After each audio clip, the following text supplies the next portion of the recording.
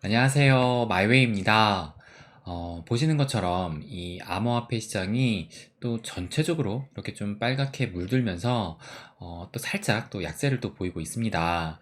그래서 그 등락폭을 보게 되면 지금 뭐 어제랑 마찬가지로 뭐 1%도 채 넘지 않고 있기 때문에 뭐 확실하게 뭐 방향을 틀었다라고 보기에는 아직은 좀 무리가 있을 것 같아요.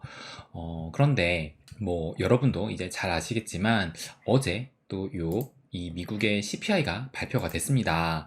그래서 보시는 것처럼 이 소비자 물가 지수가 지난달에는 4.0%가 나왔는데, 그런데 어제 발표치는 이 예측치보다도 0.1%포인트가 낮아지면서 다행히 또 3%로 나왔어요. 그래서 지난달보다 1% 정도나 하락을 했고, 그리고 이 근원 CPI, 그러니까는 변동성이 큰 에너지와 식품을 제외한 이 CPI도 지난달에는 5.3%에서 또 이번에 역시 이 예측치보다도 적은 4.8%가 나오면서 그래도 정말 다행히 이 인플레가 점점 꺾여가고 있다라는 이런 시그널을 또 계속 보이고 있습니다.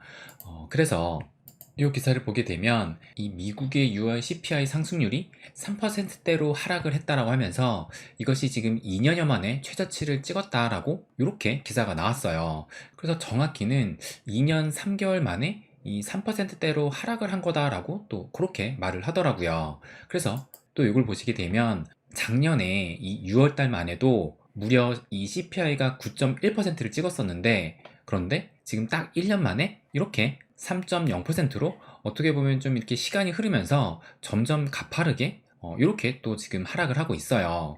그러다 보니 또 이 기사를 보시는 것처럼 이제 블룸버그에서는 인플레 비상사태는 종료가 됐다라고 하면서 7월이 마지막 금리 인상이 될 것이다 라고 또 이렇게 기사를 또 내놨습니다. 그래서 이 페드워치의 금리 전망을 보게 되면 뭐 어제 CPI가 조금 예상보다도 좀 잘 나오긴 했지만 그래도 여전히 이 7월달 FOMC에서는 이 25bp의 금리 인상을 지금 뭐 92%니까 뭐 여전히 이 높은 상태라는 것을 알 수가 있고, 그런데 이 7월 다음에 그 다음 FOMC가 보시는 것처럼 9월인데 9월도 마찬가지로 5.2에서 5.5%로 동일하게 무려 81%나 예상을 하고 있고, 또 그 다음 이 FOMC는 이제 11월인데 11월도 마찬가지로 지금 5.25에서 5.5%로 금리 동결을 또 예상을 하고, 또 요 12월도 보시게 되면 마찬가지로 5.25에서 5.5%로 사실상 이번 7월 달의 금리 인상을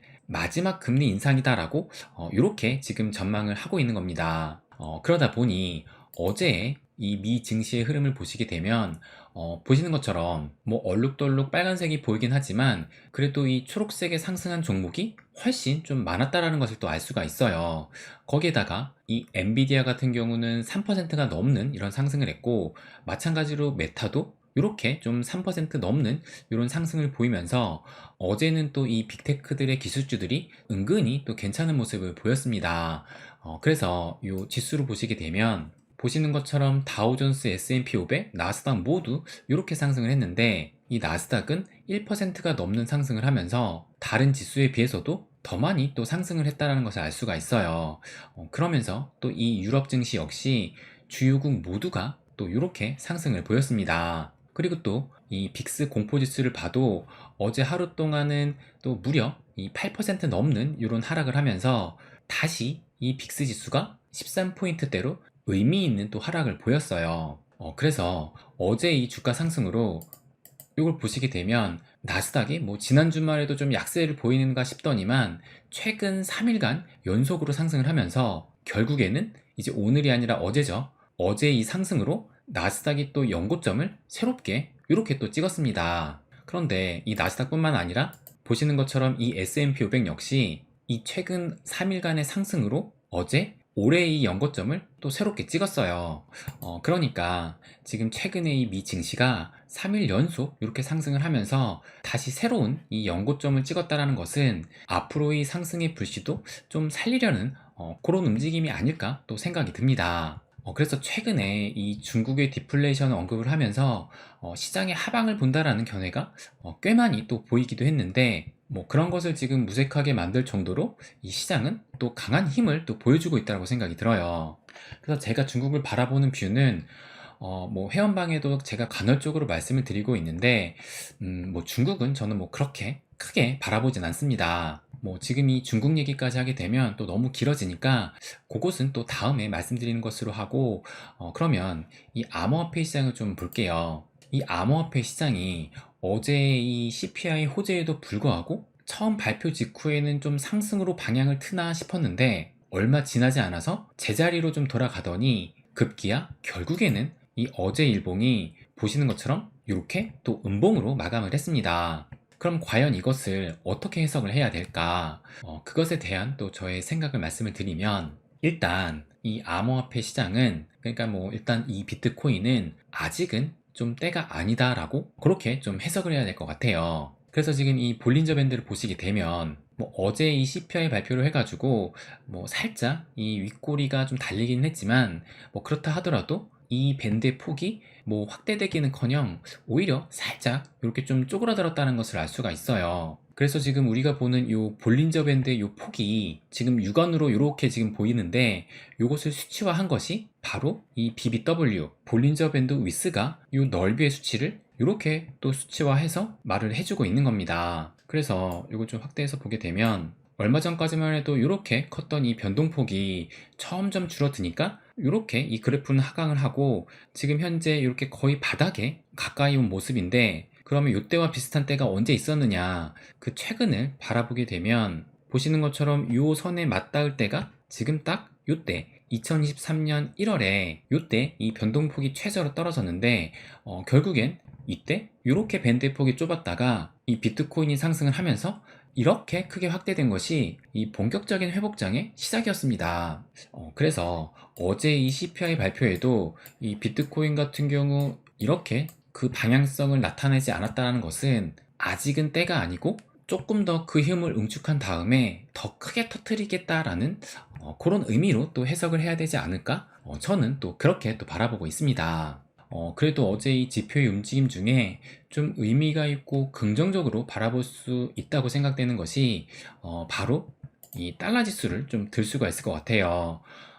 제가 며칠 전에 이렇게 공유를 했을 때만 해도 이때가 7월 8일이거든요. 그런데 이때 이 달러 지수가 103에서 102포인트대까지 떨어졌다라고 하면서 이 지금 이 102포인트대가 지난번에도 이 102포인트대를 깨지 못하고 이렇게 반등을 하면서 어느 정도 지금 지지선의 역할을 하고 있는 곳이라 이 100일을 좀 깼는지 지켜보자라고 말씀을 드렸었는데, 그런데 이 어제 이 움직임을 보시게 되면 그 이후로 이 100일대까지도 떨어졌다가 어제 하루 동안 이렇게 이 100포인트대까지 비교적 크게 또 떨어졌어요. 그래서 이 달러 지수는 뭐 이 기사를 보시게 되면 뭐 며칠 전에도 이 미국의 달러와의 약세는 암호화폐 급등 재료로 쓰일 것이다 라고 이렇게 또 기사도 나왔었고, 뭐 이미 제가 뭐 수차례 이 영상에서도 기존의 이 달러 지수와 비트코인의 상관관계에 대해서 말씀을 드렸기 때문에 아마 여러분도 이 달러 지수의 약세가 어떻게 이 암호화폐 시장에 영향을 미치는지 이미 잘 아실 거라고 생각이 들어요. 그러면 지금 계속 이렇게 좀 달러 지수가 떨어지고 있고, 그리고 앞으로 어떻게 될지 또 그것에 대한 이 전망이 있어가지고 그것도 한번 좀 보여드리면, 이걸 보시게 되면 이 선이 지금 이 달러 지수의 움직임을 보이고 있는 겁니다. 그리고 이 노란색 선이 이제 반감기를 의미하는데, 보시는 것처럼 2016년 요 반감기 인근에서 요 달러 지수가 이렇게 떨어졌다는 것을 알 수가 있고, 또 마찬가지로 2020년 반감기 부근에서 이렇게 또 이 달러 지수가 하락을 했었어요. 그리고 이제 내년 4월쯤에 요 반감기를 앞두고 있는데, 그래서 이 반감기 부근에서 이렇게 이 달러 지수가 하락이 될 거다라고 예상을 또 하고 있는 겁니다. 그래서 현재 이제 100포인트대까지 떨어졌고, 최근 들어서 이 100포인트대 아래까지 떨어진 적이 없었는데 이 100포인트대까지 무너진다라면 그때부터는 본격적인 이 달러 약세가 시작이 되면서 반대로 이 자산시장, 그러니까 뭐 미 증시뿐만 아니라 이 비트코인 역시 좀 강세를 보일 가능성이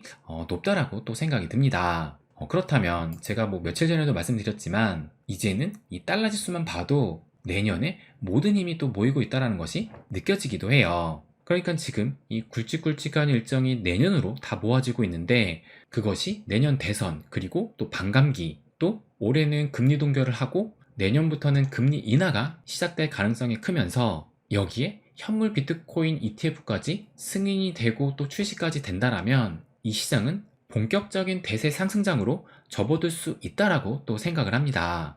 그래서 이 기사를 보시게 되면 이게 이제 오늘 나온 기사인데 암호화폐에 손을 댄 적이 없던 사람들이 비트코인 열성 지지자가 될 것이다 라고 하면서 한 애널리스트가 구체적으로 뭐라고 얘기를 했냐면 비트코인 현물 ETF가 승인된 후 딱 1년 동안 이 비트코인 관련 긍정적인 시장 정서가 형성되면 된다 라고 얘기를 하면서 그럼 그때는 이 어드바이저들이 고객들에게 투자금의 약 1에서 2% 정도를 비트코인에 할당해도 좋다라고 권유를 할 것이고 그럼 이 고객들은 자신의 포트폴리오에서 가장 수익률이 좋은 자산은 비트코인이라는 사실도 깨닫게 될 것이다 라고 하면서 그러면 당연히 이 처음 비트코인에 투자에 나서는 사람들이 점점 많아지게 될 것이다 라고 이렇게 지금 얘기를 했습니다.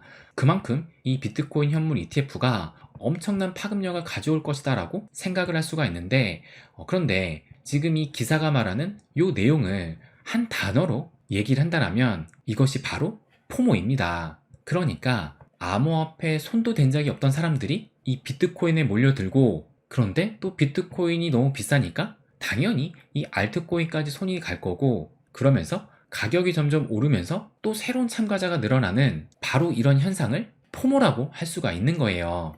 그러니까 어제 이 CPI 호재에도 불구하고 이 미 증시는 또 이렇게 상승을 했지만 이 암호화폐 시장은 여전히 이 움직임이 나타나진 않고 있습니다. 그런데 결국에는 이것이 더 큰 변동성으로 나타날 것이긴 하지만 이것이 위로 갈지 아래로 갈지는 또 아무도 또 장담할 순 없어요. 그런데 그렇다 하더라도 당장의 이런 움직임에 초점을 맞추기보다 지금 이 기사에서 말한 요때 시점에 우리가 초점을 맞춘다라면 지금 우리가 과연 만약에 가격이 하락을 하더라도 어떻게 움직이고 대응을 해야 하는지는 명확하게 판단할 수 있다라고 저는 생각을 합니다.